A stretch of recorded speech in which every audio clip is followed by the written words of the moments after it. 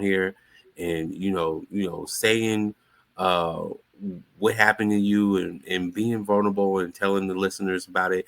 Is there anything else that you want the listeners to know about you and about your library career before we leave? Hmm. Uh, I think that I hopefully want to leave with the message that if you are in the library, please prioritize self care. I actually made a video about this over the weekend, and I want to just utter what Audre Lorde said, how self-care is not an act of self-indulgence, it is an act of political warfare. And I know that many librarians are very similar to me.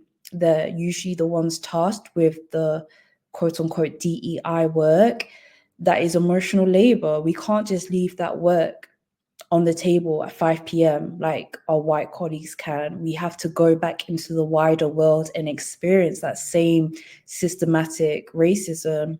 So please, please, please, for anybody who is listening, who's working in in an institution, even if you don't necessarily think that you are unsafe, even if you think you're thriving, I would just really encourage us all to prioritize our wellness. And when I say wellness, wellness of our mind and wellness of our body.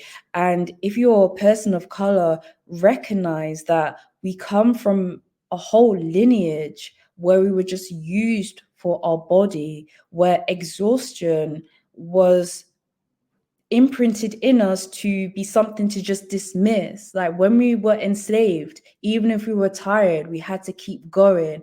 And there's a branch of science, I can't remember the name, but it talks about how we ourselves carry memories. And I think it's something like 14 generations down. So for American librarians, African American librarians especially, who are very closely connected to the enslaved ancestors, recognize the memory that you are carrying, the trauma that you are carrying. So please, please, please prioritize wellness, prioritize self care. I think that's all I'd like to share, really. Naomi Smith, thank you so much for being on here. Are you a librarian? Yes, you are. And